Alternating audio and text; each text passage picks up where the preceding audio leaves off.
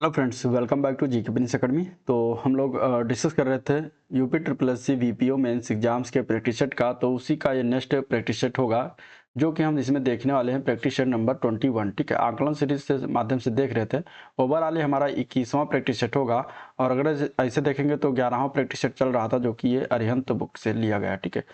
तो चलिए इस वीडियो को स्टार्ट करते हैं और 21वां प्रैक्टिस सेट ओवरऑल देखते हैं। इसके पहले का अगर आप लोगों ने प्रैक्टिस नहीं देखा है तो चैनल पेज पर जाइए, वहां से प्लेलिस्ट बना दिया है, तो वहां से आप उसको पूरा देख सकते हैं एक साथ, ठीक है। स्टार्ट करेंगे इस वीडियो को। और स्टार्ट करने से पहले अगर आप लोग चैनल पर नए हो अभी तो सब्सक्राइब नहीं किया है तो चैनल को सब्सक्राइब करना मत भूलिएगा, ठीक है। साथ ही साथ वीडियो को भी लाइक करते चलिएगा। चलिए पहला क्वेश्चन हम इसमें देखते हैं। कुछ इस तरीके से दिया गया है।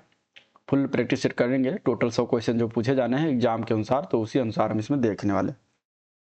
आपके सामने पहला क्वेश्चन दिया गया है कि निम्न में से कौन सा अनुच्छेद पंचायतों में सीटों के आरक्षण से संबंधित है इनमें से, ठीक है। इनमें से आपको बताना है कि कौन सा अनुच्छेद है जो पंचायतों में सीटों से आरक्षण से संबंधित है, ये बताना है, ठीक है। यहाँ पे आपके सामने दिया गया है अनुच्छेद 243C, 243E, 243D, 243G। कौन सा इसका आंसर हो जाएगा? तो इसका राइट आंसर हो जाएगा सी पार्ट, ठीक है। 243 का डी जो ऑप्शन है, ये इसमें क्या है कि आरक्षण के बारे में दिया गया है, ठीक है। सी में क्या दिया गया है, ये सभी जितने भी मतलब इसमें जो दिए गए हैं वो ABCDEFG से लेकर ओ तक, तो आपको वो सभी आने चाहिए। सी में दिया गया है पंचायतों की संरचना। पंचायतों की संरचना के बारे में सी में जो है डिस्कस किया गया है, इसमें प्रावधान किया गया है। इसके बाद ई में क्या है, तो ई में है कार्यकाल, ठीक है। कितने कार्यकाल का होगा, इसका कितना समय होगा, तो ये इसके बारे में डिस्कस किया गया है। और डी में जो है आरक्षण से संबंधित चीजें हैं, ठीक है। डी में किस क्या चीजें हैं, आरक्षण है। और जी में हम देखेंगे तो पंचायतों की शक्तियां के बारे में बताया गया है, ठीक है। पंचायतों की शक्तियों के बारे में किस में बताया गया है, जी में बताया गया है, ठीक है। ए में क्या चीजें हैं, 243 के ए में तो ग्राम सभा की परिभाषा, ठीक है। ग्राम सभा की क्या है, परिभाषा 243 ए में कहा गया है। और बी में क्या कहा गया है, बी में तो पंचायतों के गठन का प्रावधान इसमें किया गया है, ठीक है। गठन का प्रावधान किसमें है, बी में बातें कही गई हैं। तो इस तरीके से ये हो जाएगा। चलिए अगला प्रश्न देखते हैं। क्वेश्चन नंबर 2, संविधान का 73वां संशोधन द्वारा पंचायतों को निर्दिष्ट किए जाने वाले कार्य इनमें से कौन सा वर्णन किया गया है? किस सूची में जो है जो कार्य दिया गया है पंचायतों को करने के लिए, वो किस सूची में इसका वर्णन किया गया है, ठीक है। तो ये वर्णन जो किया गया है ये आपको मिल जाएगा 11वीं सूची। आंसर क्या है इसका, ए पार्ट करेक्ट है। 11वीं सूची में जो बातें कही गई हैं उसमें पंचायतों से संबंधित कार्य दिए गए, कितने कार्य टोटल हैं, तो 29, ठीक है। 29 विषयों का प्रावधान दिया गया है, बारे में बताया गया है कि ये जो है 11वीं सूची में विषय वस्तु शामिल किया गया है। तो आंसर यहाँ पे क्या है, ए पार्ट करेक्ट है। चलिए, वह राज्य जिसमें पंचायती राज व्यवस्था सर्वप्रथम लागू हुआ वो कौन सा राज्य है इनमें से? तो राइट आंसर इसका क्या है, बी ऑप्शन सही है, ठीक है। राजस्थान में सर्वप्रथम पंचायत राज लागू किया गया था। कब लागू हुआ था, तो 2 अक्टूबर 1959 को तत्कालीन प्रधानमंत्री जो थे पंडित जवाहरलाल नेहरू के द्वारा राजस्थान का एक जिला है नागौर, ठीक है, नागौर जिले में सर्वप्रथम इसको जो है लागू किया गया था। तो यहाँ पे आंसर क्या हो जाएगा, बी पार्ट। और अगर दूसरा राज्य पूछा जाएगा तो दूसरा राज्य वो कौन सा है, वो आंध्र प्रदेश है, ठीक है। दूसरा राज्य कौन सा है, आंध्र प्रदेश से। अगला प्रश्न, क्वेश्चन नंबर 4 है, निम्नलिखित पंचायतों में से किसे उत्तर प्रदेश में जिला योजना में सम्मिलित किया जाता है? जिला योजना में इसमें से कौन से पंचायत को सम्मिलित करते हैं? ऑप्शन कुछ इस तरीके से दिए गए हैं और हमें बताना है सही उत्तर, ठीक है, जिसमें से क्या सही है। तो यहाँ पे अगर देखें तो जिला योजना के अंतर्गत नगर पंचायत होता है, ग्राम पंचायत होता है और क्षेत्र पंचायत, ये तीनों होता है। तो आंसर यहाँ पे क्या है, डी ऑप्शन करेक्ट है। आंसर क्या है, डी ऑप्शन इसका राइट है, ठीक है। इन तीनों क्षेत्रों को, इन तीनों चीजों को हम सम्मिलित करते हैं जिला योजना समिति के अंतर्गत। तो यहाँ पे आंसर क्या है, डी ऑप्शन करेक्ट है। अगला प्रश्न है, स्वतंत्र भारत में लोकतांत्रिक विकेंद्रीकरण की समस्याओं पर गौर करने के लिए पहली जो समिति बनी थी वो कौन सी थी? तो पहली समिति जो थी उसका नाम आप सभी को याद होगा, मालूम होगा। ए पार्ट इसका हो जाएगा BR मेहता, बलवंत राय मेहता जो समिति थी, ये जो है सर्वप्रथम समिति बनाई गई थी लोकतांत्रिक विकेंद्रीकरण की समस्याओं पर गौर करने के लिए। तो ये 1957 में इसका गठन किया गया था और इस समिति के द्वारा त्रिस्तरीय प्रणाली अपनाने की जो है अनुशंसा किया गया था। ठीक है, इन्होंने किसकी जो है त्रिस्तरीय की स्थापना किया था, इन्होंने सिफारिश किया था, तो ये याद रखिएगा। अशोक मेहता की समिति जो है 1977 में गठित हुई थी और इन्होंने द्विस्तरीय प्रणाली बनाने का जो है इन्होंने सुझाव दिया था। ठीक है, तो ये भी याद रखिएगा। चलिए अगला प्रश्न देखते हैं, क्वेश्चन नंबर 6। क्वेश्चन नंबर 6 क्या है, तो क्वेश्चन नंबर 6 है बी.आर. मेहता समिति प्रजातांत्रिक लोक विकेंद्रीकरण की सिफारिश के अनुसार, मतलब बलवंत राय मेहता समिति जो 1957 में गठित किया गया, इनके अनुसार जो सिफारिश किया गया इनमें से कौन सा एक था। तो ए पार्ट दिया गया है कि जिला, ब्लॉक एवं ग्राम स्तर पर त्रिस्तरीय पंचायत प्रजातांत्रिक पंचायती राज का गठन होना था, जो कि यही सही है इसके बारे में। बाकी इसमें केवल जिला जो मंडल स्तर पर द्विस्तरीय, तो द्विस्तरीय का इन्होंने जो है सिफारिश नहीं किया था, तो ये गलत हो जाएगा। केवल जिला स्तर पर जिला परिषद का गठन, तो ये भी गलत हो जाएगा। तो बाकी सही क्या है, पार्टी सही इनके बारे में। चलिए revitalisation of Panchayati Raj institution for democracy and development, इस विषय पर किस समिति का गठन किया गया था। ठीक है, इस विषय पर कौन सी समिति का गठन किया गया था, तो इस विषय पर 1986 में राजीव गांधी सरकार के द्वारा इस विषय पर एल.एम. सिंघवी समिति को गठन किया गया था। तो आंसर यहाँ पे डी ऑप्शन राइट है। ठीक है, एल.एम. सिंघवी समिति का गठन किया गया था और इस समिति के द्वारा पंचायत विषय को संविधान में शामिल करने के साथ ही वित्तीय संसाधनों की उपलब्धता सुनिश्चित करने का भी सुझाव दिया था। तो ये हो जाएगा। अगला प्रश्न देखते हैं, सामुदायिक विकास कार्यक्रम का उद्देश्य क्या था। सामुदायिक विकास कार्यक्रम, ठीक है, सामुदायिक विकास कार्यक्रम की बात करेंगे तो 2 अक्टूबर 1952 को इसकी शुरुआत की गई थी। इसका उद्देश्य जो था वो था ग्रामीण जनता के मानसिक दृष्टिकोण में परिवर्तन करना। ठीक है, गांव में उत्तरदायी एवं क्रियाशील नेतृत्व का विकास करना, ग्रामवासियों को आत्मनिर्भर एवं परिवर्तनशील बनाना। तो यह सभी जो चीजें थी ये इसका जो है मेन उद्देश्य रहा था। तो यहाँ पे डी ऑप्शन सही हो जाएगा, उपरोक्त सभी। चलिए क्वेश्चन नंबर 9, मुगल शासन व्यवस्था में गांव की प्रति भूमि एवं चरागाह भूमि पर किसका अधिकार होता था। तो इसमें से अगर हम देखेंगे तो यहाँ पे आंसर क्या हो जाएगा, तो ये सभी जो चीजें होती थी ये मुगल शासन में, तो राज्य का इसमें अधिकार होता था। आंसर बी ऑप्शन राइट है। ठीक है, मुगल काल में इन सभी पर अधिकार राज्य का होता था। भू राजस्व प्रशासन की जो मुख्य इकाई थी मुगल काल में वो क्या थी, ग्राम थी। और अगर हम बात करेंगे तो जिसमें मालगुजारी से संबंधित 2 अधिकारी होते थे जिन्हें हम मुकद्दम और पटवारी कहते थे। ठीक है, मुकद्दम और पटवारी कहा जाता था उन्हें। तो ये मुगल काल के बारे में बातें हैं। चलिए चोलकालीन ग्रामीण संस्था उर की कार्य समिति को क्या कहा जाता था। अब चोलकालीन में जो ग्रामीण संस्था थी उसमें जो उर था, उर जो थे ये ग्राम समाज की जो है किस आधारभूत की इकाई थी। और उर की कार्य समिति को हम क्या कहते थे उस समय, आलूगढ़म। ठीक है, उसको क्या कहते थे, आलूगढ़म। तो या फिर इसको कहते थे गढ़म। ठीक है, आलूगढ़म या फिर इसको क्या कहते थे, गढ़म।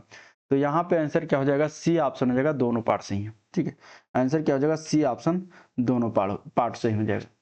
चलिए क्वेश्चन नंबर 10 हो गया, हम अगले क्वेश्चन की तरफ चलते हैं। क्वेश्चन नंबर 11 है, पंचायती राज की त्रिस्तरीय प्रणाली में कौन कौन शामिल है। तो ग्राम पंचायत स्तर, ब्लॉक स्तरीय पंचायत और जिला स्तरीय पंचायत, ये सभी शामिल होते हैं। तो आंसर यहाँ पे डी ऑप्शन बेसिकली सही है। ग्राम पंचायत का सचिव कौन होता है, अगले प्रश्न बताना है। देखिए ग्राम पंचायत के सचिव की बात करेंगे तो ग्राम पंचायत का जो सचिव होता है वो होता है ग्राम विकास अधिकारी। ठीक है, उसका नाम क्या है, ग्राम विकास अधिकारी। Answer D, A option correct है। चलिए किस संविधान संशोधन के द्वारा पंचायती राज को संवैधानिक दर्जा प्राप्त हुआ था। तो वो कौन सा संविधान संशोधन था, तो वो था बी पार्ट हो जाएगा, 73वां संविधान संशोधन था, जो कि ये 73वां संविधान संशोधन 1992 के अधिनियम था, जो कि ये 24 अप्रैल 1993 को इसको लागू किया गया था। ठीक है, इसको कब लागू किया गया था, इसको 24 अप्रैल 1993 को लागू किया गया था। ठीक है, तो इस तरीके से यहाँ पे अगर हम देखेंगे तो आंसर हो जाएगा 73वां संविधान संशोधन और 24 अप्रैल 1993। इसीलिए हम हर वर्ष 24 अप्रैल को हर वर्ष पंचायती राज दिवस के रूप में मनाते हैं। ठीक है, और इसके तहत जो है संविधान में भाग 9 जोड़ा गया। ठीक है, संविधान में क्या जोड़ा गया, भाग 9 जोड़ा गया। चलिए क्वेश्चन नंबर 14, उत्तर प्रदेश पंचायती विधि संशोधन अधिनियम 1994 के अनुसार कोई व्यक्ति यदि 2 या 2 से अधिक पदों को धारण करता है तो कितने दिन के अंदर एक पद के अतिरिक्त शेष पद से त्यागपत्र देना होगा। ठीक है, क्वेश्चन नंबर 14 का आंसर क्या हो जाएगा, तो इसका आंसर है 60 दिन। ठीक है, 60 दिन के अंदर एक पद से अतिरिक्त अगर है तो शेष पदों से क्या होगा, उसको त्यागपत्र देना पड़ेगा। तो आंसर यहाँ पे ए पार्ट राइट है। चलिए, पंचायत चुनाव से संबंधित प्रतीकों की सूची संबंधी अधिसूचना कौन जारी करता है, तो ये जारी किया जाता है राज्य निर्वाचन आयोग के द्वारा। आंसर क्या है यहाँ पे, ए पार्ट करेक्ट है। पंचायत संबंधी भाग 9 का विस्तार निम्नलिखित में से किसके द्वारा किया जा सकता है, तो पंचायत संबंधी जो भाग 9 का विस्तार है जो कि 73वां संविधान संशोधन के माध्यम से जोड़ा गया था संविधान में, तो इसमें विस्तार जो है किसके माध्यम से कर सकते हैं, तो ये करा जा सकता है संसद के द्वारा, संसद के माध्यम से कर सकते हैं। तो आंसर ए पार्ट राइट है। चलिए, पंचायत में महिला आरक्षण की सीमा अधिकतम कितनी हो सकती है, तो पंचायत में महिला आरक्षण की सीमा जो है कोई जो है उसका फिक्स नहीं है। ठीक है, तो यहाँ पे आंसर क्या हो जाएगा, डी पार्ट, उपयुक्त में से कोई नहीं इसमें से। ठीक है, कोई अधिकतम सीमा लागू नहीं है। चलिए, पंचायत के मध्यवर्ती स्तर का निर्धारण किसके माध्यम से किया जाता है, तो पंचायत का जो मध्यवर्ती है या मध्यवर्ती स्तर है इसका निर्धारण करा जाता है राज्यपाल के द्वारा। ठीक है, तो आंसर यहाँ पे ए पार्ट राइट हो जाएगा। पंचायतों की शक्तियों का निर्धारण किसके माध्यम से करा जाता है, तो यह होता है राज्य विभाग मंडल के माध्यम से। तो आंसर डी पार्ट है। पंचायतों का छठा सामान्य निर्वाचन किस वर्ष आयोजित किया गया था, छठवां जो सामान्य निर्वाचन हुआ था पंचायतों का कौन से साल हुआ था, तो वह हुआ था वर्ष 1988 में। आंसर डी ऑप्शन राइट है। ठीक है, 15 अगस्त 1949 से उत्तर प्रदेश में कुल कितनी पंचायतों ने कार्य करना प्रारंभ किया। ठीक है, कुल कितनी पंचायतों ने 15 अगस्त 1949 से कार्य करना प्रारंभ किया था, तो टोटल थी 35,000 पंचायतों ने कार्य करना प्रारंभ कर दिया था। तो आंसर ए पार्ट राइट है। उत्तर प्रदेश सरकार द्वारा अंबेडकर समग्र ग्रामीण विकास योजना कब शुरुआत किया गया, तो उत्तर प्रदेश की सरकार के द्वारा अंबेडकर समग्र ग्रामीण विकास योजना की शुरुआत की गई थी वर्ष 2007 में। ठीक है, कब किया गया था, वर्ष 2007 में किया गया था। तो आंसर यहाँ पे राइट, बी पार्ट करेक्ट है। चलिए, क्वेश्चन नंबर हम अगला देखते हैं। क्वेश्चन नंबर 23 है, उत्तर प्रदेश सरकार द्वारा राज्य के किसानों की दुर्घटनावश मृत्यु या दिव्यांगता की स्थिति में मुख्यमंत्री कृषक दुर्घटना कल्याण योजना का शुभारंभ कब किया गया, तो यहाँ पे इसका क्या आंसर हो जाएगा, आंसर इसका हो जाएगा बी पार्ट, जनवरी 2020 में किया गया था। ठीक है, कब किया गया था, 2020 में किया गया था, जनवरी में। तो राइट आंसर यहाँ पे बी ऑप्शन करेक्ट है। चलिए, क्वेश्चन नंबर 24, वित्त आयोग से प्राप्त पंचायती राज संस्थाओं के लिए सहायता अनुदान किसके द्वारा प्राप्त किया जाता है। ठीक है, तो यहाँ आंसर क्या हो जाएगा क्वेश्चन नंबर 24 में, तो जो सहायता अनुदान है ये किया जाता है ग्राम पंचायत के द्वारा। तो आंसर यहाँ पे सी ऑप्शन करेक्ट है। भारत में प्रधानमंत्री के द्वारा स्वच्छ भारत मिशन का शुभारंभ कब किया गया था, तो स्वच्छ भारत मिशन का शुभारंभ हुआ था 2 अक्टूबर 2014 को। तो राइट आंसर क्या है, ए पार्ट करेक्ट है। ठीक है, इस मिशन की शुरुआत प्रधानमंत्री के द्वारा और ये सार्वभौमिक स्वच्छता प्राप्त करने के लिए किया गया था भारत में। तो आंसर यहाँ पे ए पार्ट राइट है। चलिए, क्वेश्चन नंबर 26, निम्नलिखित कथनों पर विचार करना है।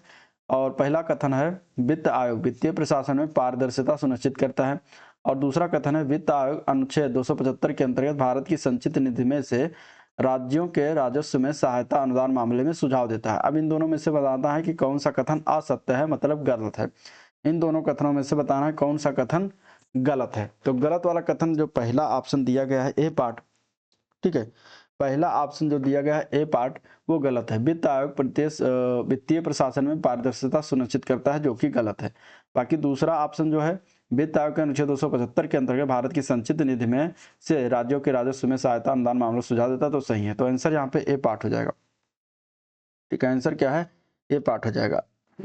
चलिए, अब गलत क्यों है, क्योंकि अगर हम बात करेंगे केंद्र वित्त आयोग राज्य वित्त आयोग की सिफारिशों के आधार पर राज्यों में स्थानीय निकायों के संसाधनों की अनुपूर्ति है, तो राज्य की संचित निधि के संबंधन के लिए उपाय तथा सुदृढ़ वित्तीय हित के मामले में सुझाव देता है, न कि वित्तीय प्रशासन में पारदर्शिता सुनिश्चित करता है। तो यहीं पर ये गलत था, आंसर ए पार्ट हो जाएगा। चलिए, क्वेश्चन नंबर 27 दिया गया है कि उत्तर प्रदेश के राज्य वित्त आयोग के बारे में निम्नलिखित में से कौन सा कथन सही है, इनमें से बताना है। ठीक है, पहला दिया गया राज्य में चतुर्थ वित्त आयोग क्रियान्वित है, दूसरा है चौथे वित्त आयोग के अध्यक्ष हैं केसी त्रिपाठी। ठीक है, तीसरे हैं प्रथम राज्य वित्त आयोग का गठन जो है वर्ष 1994 में किया गया था। चौथा है राज्य वित्त आयोग का गठन भारतीय संविधान के अनुच्छेद 243 यू के अंतर्गत किया गया है। तो यहाँ पे बताना है कि कौन से कथन जो है सही है राज्य वित्त आयोग के बारे में। तो यहाँ पे अगर हम देखेंगे तो क्या हो जाएगा इसका आंसर, तो इसका आंसर हो जाएगा बी पार्ट, केवल 3 सही है। ठीक है, प्रथम राज्य वित्त आयोग का गठन वर्ष 1994 में किया गया था, बाकी सभी गलत हैं। ठीक है, क्योंकि वर्तमान में अगर देखा जाए तो 5वां राज्य वित्त आयोग है और 5वें राज्य वित्त आयोग के अध्यक्ष जो हैं आनंद मिश्रा हैं और इसका गठन 2015 में किया गया था।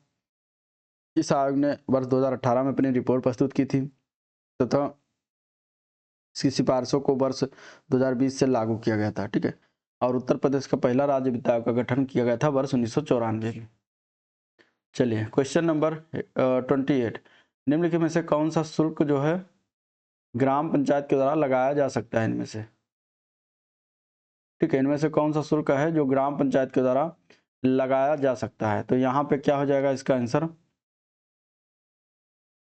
इनमें से कौन सा शुल्क है जो ग्राम पंचायत के द्वारा लगा सकते हैं, तो बद्धशालाओं पर शुल्क हो गया, जल शुल्क हो गया, चलचित्र यानी कि सिनेमा पर शुल्क हो गया। तो ये सभी शुल्क जो है ये ग्राम पंचायत के द्वारा लगाया जा सकता है, हालांकि इसको ग्राम पंचायत के माध्यम लगाता नहीं है। ठीक है, तो यहाँ पे आंसर क्या हो जाएगा, डी ऑप्शन करेक्ट हो जाएगा। ठीक है, डी ऑप्शन करेक्ट है, उपरोक्त सभी शुल्क जो है लगाया जा सकता है। चलिए क्वेश्चन नंबर 29, निम्नलिखित में से कौन पंचायत राज्यों के लिए राजस्व का स्रोत है। ठीक है, पंचायत राज्यों, निम्नलिखित में से कौन पंचायतों के लिए राजस्व का स्रोत है, तो पंचायतों के लिए बेसिकली जो राजस्व का स्रोत होता है इनमें से अगर देखा जाए तो केंद्र सरकार के द्वारा जो है अनुदान प्राप्त करता है। ठीक है, तो ये स्रोत होता है। राज्य सरकार के द्वारा प्राप्त जो अनुदान होता है केंद्र द्वारा प्रायोजित योजनाओं के लिए आवंटन होता है। तो यहाँ से सभी जो राजस्व स्रोत होता है पंचायतों का, तो आंसर डी ऑप्शन इसका राइट है। इसके अलावा अगर बात करें तो स्थानीय स्तर पर जो कर स्थानीय स्तर पर जो है संसाधन निर्माण, जिसमें कर और गैर कर दोनों आते हैं। ठीक है, इनसे जो है राजस्व का स्रोत होता है।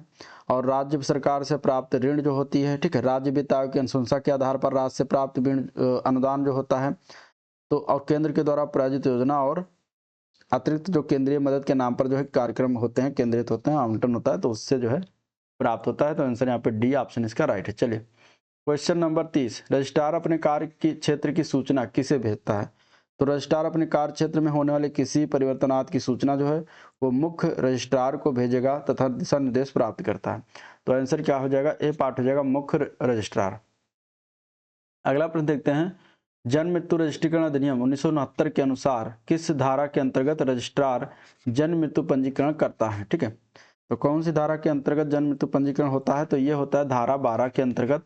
आंसर यहाँ पे ए पार्ट राइट है। ठीक है, चलिए बच्चे के जन्म का रजिस्ट्रीकरण के संबंध में कथन सत्य बताना है, कौन सा सही है। तो यहाँ पे देखिए पहला दिया गया बच्चे के जन्म का रजिस्ट्रीकरण बिना नाम का भी किया जा सकता है, जो कि गलत है। बच्चे का जन्म का रजिस्ट्रीकरण 1 वर्ष के उपरांत तथा 15 वर्ष के भीतर विलम्ब शुल्क के साथ राज्य नियमावली के अंतर्गत किया जाएगा। ठीक है, तो ये भी जो है ये कथन सत्य है। ठीक है, तो यहाँ पे वो दिया गया है दोनों कथन, क्या है, तो दोनों कथन यहाँ पे सत्य हो जाएगा। ठीक है, यहाँ पे क्या है, ये भी सही, ए पार्ट भी सही है, माफ करिएगा। बच्चे के जन्म का रजिस्ट्रीकरण जो होता है बिना नाम का भी किया जा सकता है, उसको खाली स्थान छोड़कर और रजिस्ट्रीकरण कर सकते हैं। तो इस प्रकार ये भी कथन सत्य है और दूसरा भी कथन सत्य है। अगर उस समय नहीं हो पाया तो 1 वर्ष के उपरांत या फिर 15 वर्ष के भीतर विलम्ब शुल्क के साथ राज्य नियमावली के अंतर्गत इसका जो है नाम लिख दिया जाता है। तो इस प्रकार आंसर हो जाएगा सी पार्ट, ए व बी दोनों सत्य हैं। ठीक है, ए व बी क्या है, दोनों सत्य हैं। चलिए ग्रामीण ई गवर्नेंस पहल के अंतर्गत कितने मापदंडों का प्रयोग किया जाता है, तो ग्रामीण ई गवर्नेंस पहल के अंतर्गत मापदंड की बात करेंगे तो यहाँ टोटल 7 मापदंडों को अपनाया जाता है। तो आंसर क्या है, ए पार्ट करेक्ट हो जाएगा। उत्तर प्रदेश में ई मंडी से कितनी मंडियां समितियां जो है संबद्ध है, ई मंडी से कितनी मंडी समितियां संबद्ध है उत्तर प्रदेश में बताना है, तो टोटल है 251 मंडियां। ठीक है, तो 251 मंडी जो है समितियों संबद्ध है। और ई मंडी क्या है, तो ई मंडी का तात्पर्य ऐसी व्यवस्था से होता है जहां मंडी की प्रक्रियाओं में सूचना प्रौद्योगिकी तथा तकनीकी का अधिकतम प्रयोग एवं मानवीय हस्तक्षेप को न्यूनतम करते हुए मंडी द्वारा उपलब्ध कराई जा रही सेवाओं को जो है ऑनलाइन या डिजिटल माध्यम से उपलब्ध कराना। तो ये ई मंडी का अर्थ होता है। ठीक है, ई लग जाता है वहाँ, मतलब आप ऑनलाइन या डिजिटल माध्यम समझ सकते हैं। चलिए भारत के कुल कितने पंचायतों में जियो टैगिंग शुरू हो गई, भारत के कुल अगर देखा जाए तो टोटल पंचायतों में अगर देखा जाए 2,49,147 पंचायतों में जियो टैगिंग का कार्य शुरू किया गया है। तो आंसर डी ऑप्शन राइट है। अगला प्रश्न, जल जीवन मिशन के तहत किस वर्ष तक सभी घरों में नल कनेक्शन के माध्यम से सुरक्षित पेयजल उपलब्ध कराने का लक्ष्य रखा गया था। तो क्वेश्चन नंबर 36 का आंसर क्या हो जाएगा, बी पार्ट हो जाएगा, 2024 तक रखा गया था। आंसर क्या हो जाएगा इसका, बी ऑप्शन करेक्ट है। ठीक है, आंसर क्या हो जाएगा इसका, बी ऑप्शन राइट है। चलिए, ग्रामीण विद्युतीकरण योजना कब शुरुआत किया गया था। ग्रामीण विद्युतीकरण योजना की शुरुआत हुई थी वर्ष 1969-70 में, 69-70 में इसकी शुरुआत की गई थी। तो आंसर सी ऑप्शन इसका राइट है। और यहाँ पे अगर हम देखेंगे तो इसका उद्देश्य था ग्रामीण क्षेत्रों में निरंतर बिजली की आपूर्ति प्रदान करना। आश्रय बीमा योजना का उद्देश्य क्या है। आश्रय बीमा की योजना के उद्देश्य की बात करेंगे तो बेरोजगार कामगारों को सामाजिक सुरक्षा प्रदान करना आश्रय बीमा योजना का उद्देश्य है। ठीक है, आश्रय बीमा योजना का उद्देश्य। इसकी शुरुआत कब की गई थी, तो अक्टूबर 2000 में किया गया था। अक्टूबर 2001 में किया गया था, सॉरी 2001 में इसकी शुरुआत की गई थी। चलिए, कॉमन सर्विस सेंटर की महत्वपूर्ण भूमिका क्या रही है। तो कॉमन सर्विस सेंटर की भूमिका डिजिटल इंडिया कार्यक्रम को आगे बढ़ाने, ऑन डिमांड शासन सेवाएं उपलब्ध कराने में तथा सभी नागरिकों को का डिजिटल सशक्तिकरण करने में रही है। ठीक है, डिजिटल इंडिया की शुरुआत वर्ष 2014 में हुई थी, जिसका उद्देश्य था भारत को एक डिजिटल रूप से सशक्त समाज और ज्ञानपूर्ण अर्थव्यवस्था में बदलना। तो यहाँ पे राइट आंसर इसका हो जाएगा डी ऑप्शन उपरोक्त सभी। कॉमन सर्विस सेंटर लाभदायक रहे हैं, किसके रूप में लाभदायक रहे हैं। तो कॉमन सर्विस सेंटर जो रहा है ये महिला अधिकारिता को बढ़ावा देने में लाभदायक रहे, समावेशी दृष्टिकोण के रूप में और रोजगार सृजन में भी लाभदायक रहे। तो आंसर हो जाएगा डी ऑप्शन उपरोक्त सभी में। ठीक है, कॉमन सर्विस सेंटर की बात करेंगे तो अगर देखा जाए तो ये महिला अधिकारिता को बढ़ावा दिया है। दिसंबर 2017 तक 46,000 से अधिक महिला वीएलई जनसेवा केंद्र का संचालन कर रही थी। वहीं ई गवर्नेंस में महिलाओं तथा अन्य पिछड़े वर्गों के ग्रामीण स्तर के उद्यमियों को प्रशिक्षण में जन सेवा केंद्रों को समावेशी दृष्टिकोण दिया है। ठीक है, और इस योजना के अंतर्गत अगर देखा जाए तो दिसंबर 2017 तक 8 लाख से अधिक लोगों को रोजगार मिला था। तो ये चीजें हो गई। अगले प्रश्न की तरफ बढ़ते हैं। क्वेश्चन नंबर 41, सीएससी का क्या कारण है। ठीक है, सीएससी मतलब कॉमन सर्विस सेंटर, इसका कार्य इनमें से क्या नहीं है। पासपोर्ट बनाना, बीमा कराना, जन्म प्रमाण पत्र बनाना, नौकरी के आवेदन फॉर्म सबमिट करवाना। यहाँ पे इसका कौन सा कार्य नहीं है, तो कार्य इसका हो जाएगा डी ऑप्शन, ये कार्य नहीं होता। ठीक है, नौकरी के आवेदन फॉर्म सबमिट करवाना ये सीएससी का कार्य नहीं होता। बाकी जन्म मृत्यु प्रमाण पत्र बनवाना, आधार कार्ड बनवाना, पैन कार्ड बनाना, सरकारी गैर सरकारी कार्य करना व सरकारी कार्य करना, बीमा कराना, पासपोर्ट बनाना, ये सारे काम सीएससी के होते हैं। चलिए, ग्राम पंचायत से संबंधित विभिन्न योजनाओं से प्राप्त होने वाली धनराशि का विवरण कहाँ होता है। तो यहाँ पे अगर हम देखेंगे तो देखिए, पंचायत सचिवालय में संबंधित ग्राम पंचायत के विभिन्न योजनाओं और स्रोतों से प्राप्त होने वाली धनराशि का वितरण या विवरण जो होता है वो आदेश क्या होता है, सुरक्षित रहता है। और यह कहाँ पर सुरक्षित रहता है, पंचायत सचिवालय में।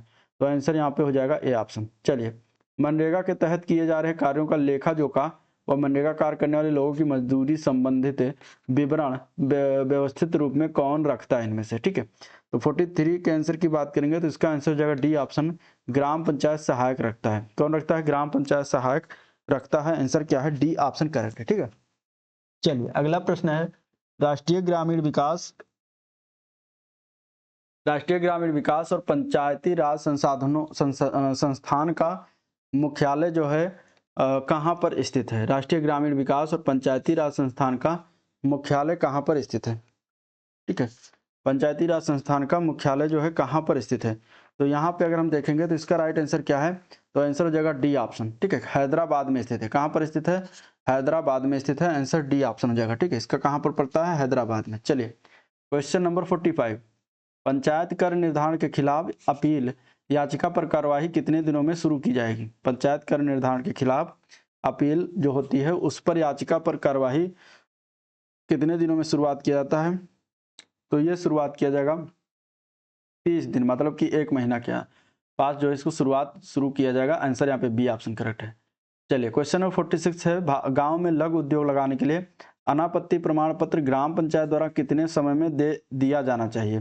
तो यहाँ पे इसका राइट आंसर क्या हो जाएगा, तो ये होता है इसका बी पार्ट। ठीक है, 15 दिन में दे दिया जाना चाहिए। चलिए, पंचायत नागरिक घोषणा संबंधी पंचायती राज मंत्रालय द्वारा किसके सहयोग से तैयार किया गया है। पंचायत नागरिक घोषणा जो है पंचायती राज मंत्रालय द्वारा किसके सहयोग से तैयार किया है, तो राष्ट्रीय ग्रामीण विकास और पंचायती राज संस्थान इन दोनों से मिलाकर तैयार किया है। तो आंसर यहाँ पे सी ऑप्शन इसका राइट है। अगला प्रश्न, निम्नलिखित में से कौन महात्मा गांधी राष्ट्रीय ग्रामीण रोजगार गारंटी अधिनियम से लाभान्वित होने के पात्र हैं इनमें से? तो यहाँ पे देखिए, अगर बात करेंगे तो जो मनरेगा है वो किसी भी परिवार के वयस्क सदस्य जो होते हैं वो पात्र होते हैं। तो आंसर क्या है? डी ऑप्शन इसका राइट है। अगले क्वेश्चन की तरफ बढ़ेंगे तो जल जीवन मिशन का उद्देश्य बताना है। अब इसमें इसमें इसका दिया गया उद्देश्य, अब इसमें से बताना है कि तीनों में से कौन कौन से इसमें उद्देश्य हैं, कौन नहीं है। तो 49 में अगर देखते हैं, ठीक है, तो यहाँ पे पहला दिया गया कि प्रत्येक ग्रामीण परिवार को स्वच्छ पेयजल प्रदान करना, तो ये इसका उद्देश्य है एक, ठीक है। गुणवत्ता प्रभावित क्षेत्रों, सूखाग्रस्त रेगिस्तानी छात्रों के गांव, सांसद आदर्श ग्राम योजना गांव आदि में स्वच्छ पेयजल को प्राथमिकता देना, तो ये भी सही है। स्कूलों, आंगनबाड़ी केंद्रों, पंचायत भवन, स्वास्थ्य केंद्रों और सामुदायिक भवनों को कार्यात्मक नल कनेक्शन प्रदान करना, तो ये भी सही है। तो आंसर क्या हो जाएगा? सी ऑप्शन हो जाएगा, 1, 2 और 3, ठीक है। चलिए अगला क्वेश्चन देखते हैं, क्वेश्चन नंबर 50। क्वेश्चन नंबर 50 है, राष्ट्रीय ग्राम रोजगार अभियान के लिए वित्त पोषण पैटर्न केंद्र और राज्यों के बीच क्या रखा गया? ठीक है, राष्ट्रीय ग्राम स्वराज अभियान के लिए वित्त पोषण पैटर्न केंद्र और राज्य के बीच क्या रखा गया है? तो इसका आंसर क्या है? तो इसका आंसर हो जाएगा डी ऑप्शन, 60:40 के अनुपात रखा गया। ठीक है, राष्ट्रीय ग्राम स्वराज अभियान की हम बात करेंगे तो इसको क्या कहते हैं? RGSA। ठीक है, और RGSA में अगर हम बात करें शुरुआत कब की गई थी तो 24 अप्रैल 2018 को प्रधानमंत्री मोदी ने इसकी शुरुआत किया था। कहाँ से किया था? तो मध्य प्रदेश के एक जिला का नाम है मंडला जिला। ठीक है, तो मंडला जिले से इसकी शुरुआत मोदी के द्वारा किया गया था।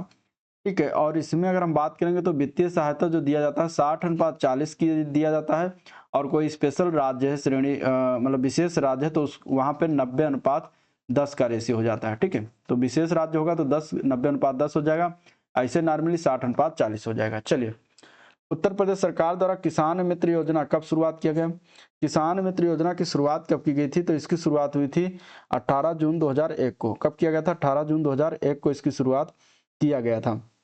ठीक है, इस योजना के माध्यम से किसानों की आर्थिक स्थिति में सुधार करने के लिए आर्थिक सहायता प्रदान करना था।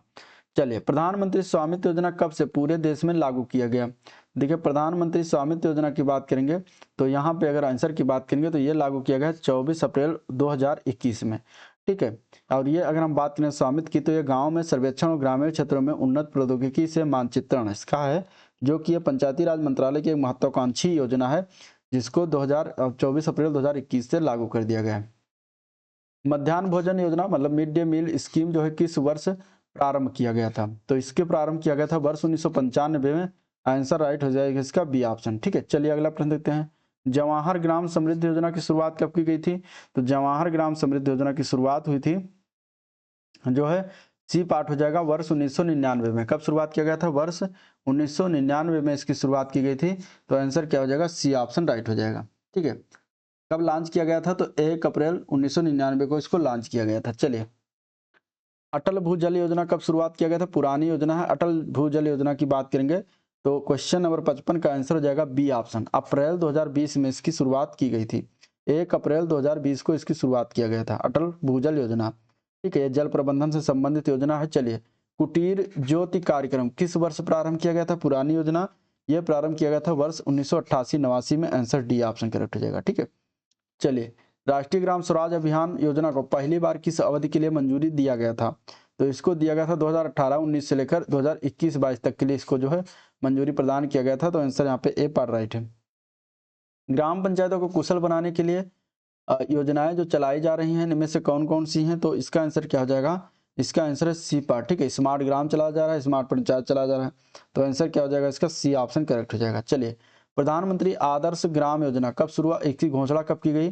तो प्रधानमंत्री आदर्श ग्राम योजना की घोषणा जो है यह किया गया है, ए पार्ट हो जाएगा 6 जुलाई 2009 को। ठीक है, कब किया गया है? 6 जुलाई 2009 को इसकी घोषणा की गई है। भारत के कितने राज्यों तथा केंद्र शासित प्रदेशों में पंचायती राज संस्थाओं में 50% आरक्षण प्रदान किया गया है? तो 50% आरक्षण की जब बात करेगा तो ये हो जाएगा इसका आंसर सी ऑप्शन। ठीक है, 21 राज्यों में प्रदान किया गया है। आत्मनिर्भर भारत के निर्माण में निर्णायक भूमिका किसकी है? तो आत्मनिर्भर भारत के निर्माण में अगर देखा जाएगा तो निर्णायक भूमिका जो रही है वो आत्मनिर्भर पंचायतों की रही है। ठीक है, तो यहाँ पे आंसर क्या हो जाएगा? इसका ए पार्ट करेक्ट हो जाएगा, आत्मनिर्भर पंचायतों की। महिला सशक्तिकरण योजना की शुरुआत कब की गई थी? तो इस योजना की शुरुआत वर्ष 1998 में किया गया था। तो आंसर क्या हो जाएगा इसका? सी पार्ट राइट हो जाएगा। अगला प्रश्न देखते हैं। क्वेश्चन नंबर 63 है, उत्तर प्रदेश सरकार द्वारा जन्म मृत्यु रजिस्ट्रीकरण अधिनियम कब लाया गया? तो ये अधिनियम जो है आया था वर्ष 1976 में, ठीक है, वर्ष 1976 में बनाया गया था और ये लागू कब हुआ था? 8 जनवरी 1977 को पूरे प्रदेश में लागू कर दिया गया था। चलिए, एक ग्राम पंचायत को आदर्श ग्राम पंचायत बनाने में महत्वपूर्ण घटक कौन सा है इनमें से? तो यहाँ पे क्या हो जाएगा? नेतृत्व का गुण होना चाहिए, ठीक है, स्थानीय समुदाय की भागीदारी होनी चाहिए, सरकारी योजनाओं के बीच तालमेल होना चाहिए। तो डी पार्ट हो जाएगा उपरोक्त सभी। सरपंच से विचार विमर्श के उपरांत ग्राम सभा के एजेंडे को अंतिम रूप कौन देता है? तो अंतिम रूप जो देता है वो होता है पंचायत सेक्रेटरी। आंसर क्या है? ए पार्ट करेक्ट हो जाएगा, ठीक है, पंचायत सेक्रेटरी होता है। अनेक घरेलू उपकरणों में निर्मित छोटे व सस्ते कंप्यूटर किस प्रकार के होते हैं? तो ये होते हैं सब मेन फ्रेम कंप्यूटर के, ठीक है। अनेक घरेलू उपकरणों में निर्मित छोटे और सस्ते कंप्यूटर जो होते हैं मेन फ्रेम नहीं, मेन फ्रेम तो बहुत बड़े बड़े कंप्यूटर होते हैं, ये होते हैं माइक्रो कंप्यूटर के, ठीक है। तो ये माइक्रो कंप्यूटर के उदाहरण है। आंसर क्या हो जाएगा? यहाँ पे सी ऑप्शन करेक्ट है। ए पार्ट जो दिया गया मेन फ्रेम बहुत बड़े कंप्यूटर होते हैं जो कि आपके संस्थानों में, ठीक है, मौसम की जानकारी विभाग में, उन सभी में इस्तेमाल किया था। सुपर कंप्यूटर कहते हैं। चलिए, सुपर कंप्यूटर परम 8000 का जो है विमोचन किस वर्ष में किया गया था? परम 8000 का विमोचन जो है सुपर कंप्यूटर है, इसका जो है कब किया गया था विमोचन, ये बताना। तो यहाँ पे क्या है आंसर? इसको किया गया था वर्ष 1991 में, ठीक है। इंट्रोड्यूस कब किया गया था? बी पार्ट 1991 में। इसको सी डैक कंपनी के द्वारा विमोचित किया गया था, सी डैक कंपनी, ठीक है, पुणे में है, तो वहीं पर इसको जो है स्थापित किया गया था। चलिए, अगला प्रश्न, बाजार उन्मुख क्लाउड आर्किटेक्चर में क्लाउड कंप्यूटिंग सुविधा से लाभान्वित होते हैं। अब हमारे जो है क्वेश्चन शुरू हो गए हैं 65 के बाद 66 से कंप्यूटर के, ठीक है। चलिए, 68 कंप्यूटर से संबंधित क्वेश्चन है, क्या हो जाएगा इसका आंसर? तो देखिए, बाजार उन्मुख क्लाउड आर्किटेक्चर में क्लाउड कंप्यूटिंग सुविधा जो होती है, इससे क्लाउड सेवा प्रदाता, क्लाउड उपयोगकर्ता और दलाल लाभान्वित होते हैं। तो क्या हो जाएगा आंसर? सी पार्ट हो जाएगा, तीनों लाभान्वित होते हैं, ठीक है। चलिए, निम्नलिखित में से कौन सी अनुपयोगी मशीन लर्निंग एल्गोरिदम है इसमें से? तो मशीन लर्निंग एल्गोरिदम इसमें से देखा जाएगा तो वो है क्लस्टरिंग, ठीक है। यहाँ पे आंसर क्या हो जाएगा? क्लस्टरिंग जो होता है एक अनुपयोगी मशीन लर्निंग एल्गोरिदम होती है। ये एल्गोरिदम डेटा सेट में बिना किसी लेबल के एक पैटर्न खोजने की कोशिश करता है। एस इस शब्द का हमें अर्थ बताना है। तो इसका अर्थ क्या हो जाएगा? तो इसका मतलब होता है सेगमेंट टेबल बेस रजिस्टर, ठीक है। क्या होता है? सेगमेंट टेबल बेस रजिस्टर, इसका फुल फॉर्म बनता है कंप्यूटर के फॉर्म में। और यह क्या होता है? ये मेमोरी में सेगमेंट टेबल के स्थान की ओर इशारा करता है। सेगमेंट टेबल एक प्रोग्राम के द्वारा यूज किए जाने वाले सेगमेंटों की नंबर्स को इंगित करता है। चलिए, अगला प्रश्न बताना, निम्नलिखित में से इनमें से कौन सा एक प्रकार की कंप्यूटिंग जो गणना, भंडारण और यहाँ तक कि एप्लीकेशन सेवा नेटवर्क के रूप में कार्य करता है, वो कौन सी कंप्यूटिंग होती है? तो इसमें से इसका आंसर क्या हो जाएगा? तो यहाँ पे देखिए, क्वेश्चन नंबर 71 का आंसर हो जाएगा ए पार्ट, ठीक है। क्लाउडिंग कंप्यूटिंग होती है। क्लाउडिंग कंप्यूटिंग आपके सिलेबस में है। तो क्लाउडिंग कंप्यूटिंग एक प्रकार की कंप्यूटिंग होती है जो गणना करती है, स्टोर करती है, यहाँ तक कि एप्लीकेशन सेवा नेटवर्क के रूप में भी कार्य करती है। तो राइट आंसर यहाँ पे ए ऑप्शन करेक्ट है। चलिए, पीजीए ग्राफिक्स कार्ड का फुल फॉर्म क्या है? पीजीए का फुल फॉर्म क्या है ये बताना है। तो पीजीए का फुल फॉर्म होता है प्रोफेशनल ग्राफिक्स एरे। तो आंसर क्या है? ए पार्ट राइट है, ठीक है। आंसर क्या है? ए पार्ट राइट है। अगले प्रश्न की तरफ बढ़ते हैं। रोबोटिक्स के संदर्भ में पूमा का अर्थ क्या है? ठीक है, रोबोटिक्स के संबंध में PUMA, पूमा का अर्थ क्या होता है ये बताना।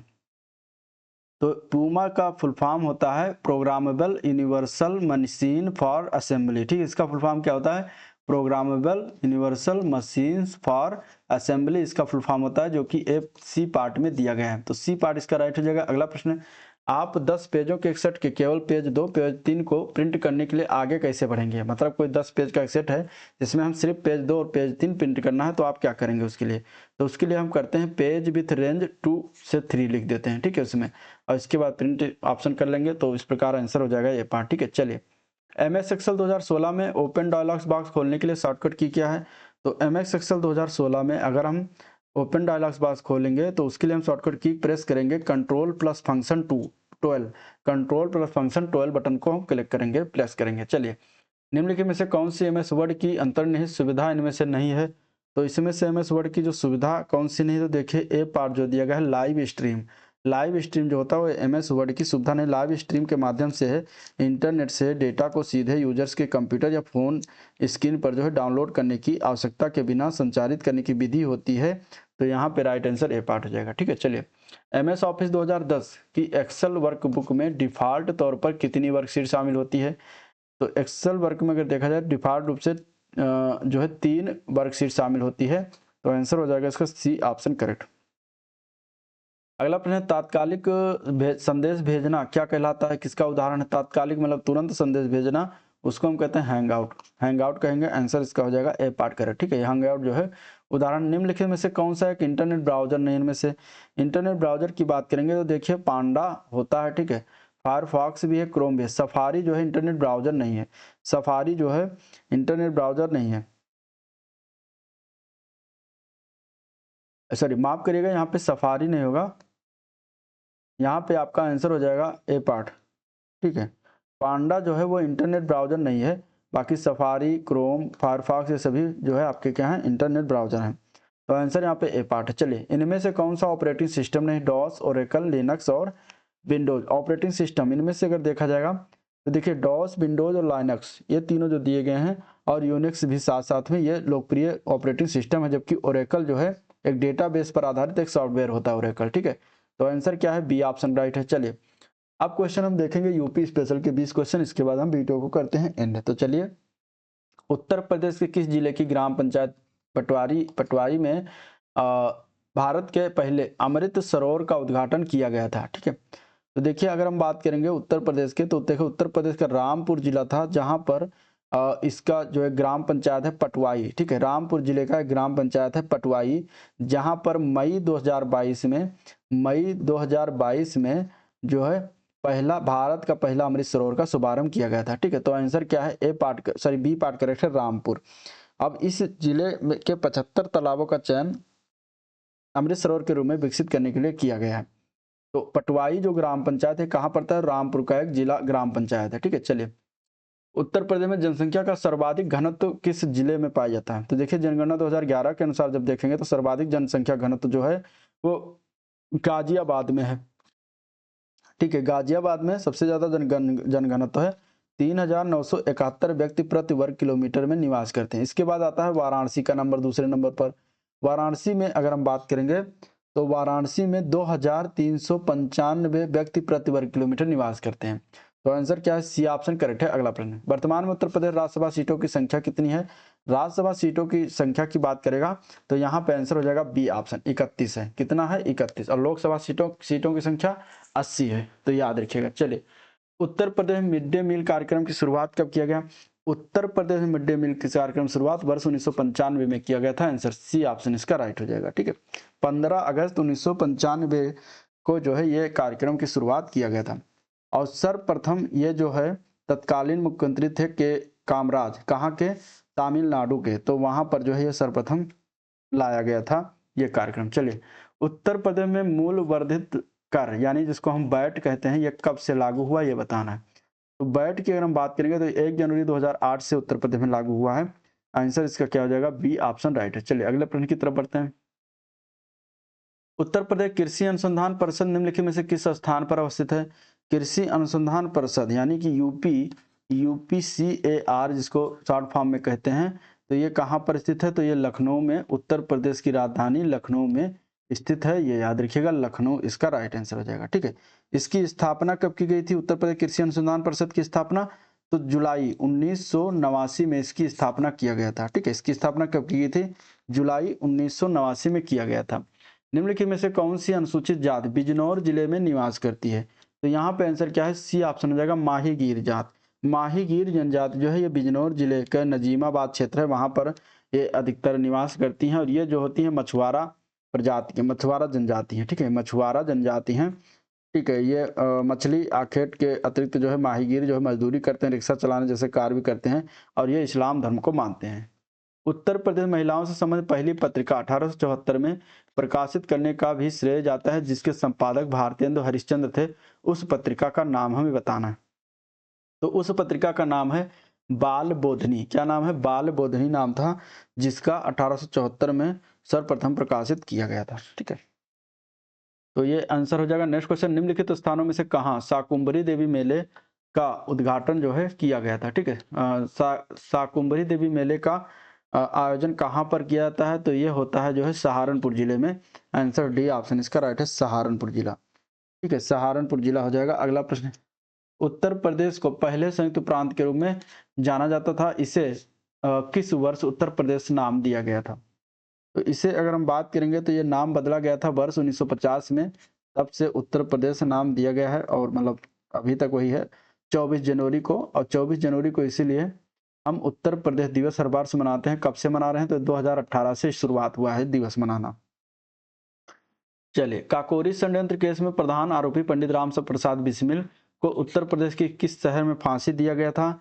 तो इनको फांसी दी गई थी गोरखपुर जिले में। ठीक है, 19 दिसंबर 1927 को, ठीक है 19 दिसंबर 1927 को काकोरी षड्यंत्र केस के आरोप में इन्हें फांसी दिया गया था। और 9 अगस्त 1925 को काकोरी कांड हुआ था। ठीक है, 9 अगस्त 1925 को काकोरी षड्यंत्र के आरोप में राम प्रसाद बिस्मिल, राजेंद्र लाहड़ी, अशफाक उल्ला खां, रोशन सिंह को फांसी दी गई। और राम प्रसाद बिस्मिल का जन्म जो हुआ था 1857 को शाहजहांपुर में हुआ था। ठीक है, अभी हाल ही में उत्तर प्रदेश सरकार ने काकोरी कांड का नाम बदलकर अब काकोरी ट्रेन एक्शन कर दिया है। जीटी रोड कहाँ से नहीं गुजरती है? जीटी रोड मतलब ग्रैंड ट्रंक रोड, जिसको अगर वर्तमान में देखा जाए तो NH 19 के नाम से जाना जाता है। इसका पुराना नाम था NH2। ठीक है, NH2 इसका पुराना नाम था। तो अभी ये NH 19 के नाम से जाना जाता है, और ये दिल्ली से कोलकाता के बीच स्थित है। जीटी रोड जो है अलीगढ़ से होकर इनमें से नहीं गुजरती है। ठीक है, कहाँ से नहीं गुजरती है? तो अलीगढ़ से नहीं गुजरती है। बाकी ये आगरा से होते हुए फिरोजाबाद, इटावा, कानपुर, फतेहपुर, प्रयागराज, वाराणसी, मुगलसराय और कोलकाता तक जाता है। निम्नलिखित में से कौन सा नाभिकीय संयंत्र उत्तर प्रदेश में स्थित है? इनमें से तो यहाँ पे अगर देखा जाएगा तो वो है एकमात्र उत्तर प्रदेश का नाभिकीय शक्ति संयंत्र नरौरा, जो कि ये कहाँ पड़ता है? बुलंदशहर में पड़ता है। ठीक है, बुलंदशहर में पड़ता है। तो आंसर क्या हो जाएगा? बी ऑप्शन करेक्ट हो जाएगा। कैगा कहाँ पड़ता है? कैगा जो है शक्ति संयंत्र है कर्नाटक में स्थित है, कर्नाटक में स्थित है। कलपक्कम की बात करेंगे तो ये तमिलनाडु में स्थित है। कहाँ पर स्थित है? तमिलनाडु में स्थित है। इसके अलावा काकरापार, काकरापार जो पड़ेगा ये गुजरात राज्य में शक्ति संयंत्र है सभी जो कि स्थित है। चलिए, उत्तर प्रदेश का निम्न में से कौन सा जिला काली मिट्टी के बर्तनों के लिए फेमस है? काली मिट्टी के बर्तनों के लिए इनमें से देखा जाएगा तो वह है आजमगढ़ जिला। ठीक है, ब्लैक पॉटरी जिसको कहते हैं, तो इसके लिए जो है ये फेमस है, प्रसिद्ध है, तो याद रखिएगा। ठीक है, चलिए, दादरी, चुनार, चुर्क, डाला, ये सभी कारखाने हैं जो क्या उत्पादन करते हैं? तो ये सभी जो कारखाने हैं दादरी, चुनार, चुर्क, डाला, ये सभी सीमेंट का उत्पादन करते हैं। तो आंसर इसका ए ऑप्शन राइट है, सीमेंट का उत्पादन। ये कहाँ पड़ते हैं? तो मिर्जापुर जिले में कजराहट व रोहतास क्षेत्र में उच्च श्रेणी के यहाँ पर चूना पत्थर उपलब्ध है, जो सीमेंट निर्माण का मुख्य तत्व है। ठीक है, सोनभद्र में स्थित चुर्क और डाला है जो कि सीमेंट फैक्ट्री के लिए है। तो और बाकी दादरी, चुनार, मिर्जापुर में। चलिए, इफको यूरिया कारखाना उत्तर प्रदेश के निम्नलिखित में से किस स्थान पर स्थित है? तो इफको यूरिया कारखाना जो है आंवला में पड़ता है। तो आंसर इसका हो जाएगा आंवला। आंवला जिला, आंवला किस जिले में पड़ता है? तो बरेली जिला, ये भी याद रखिएगा। ठीक है, बरेली जिला। चलिए, उत्तर प्रदेश का सबसे बड़ा वन्य जीव विहार का नाम क्या है? तो देखिए, उत्तर प्रदेश सबसे बड़ा वन्य जीव विहार की बात करेंगे तो उसका नाम है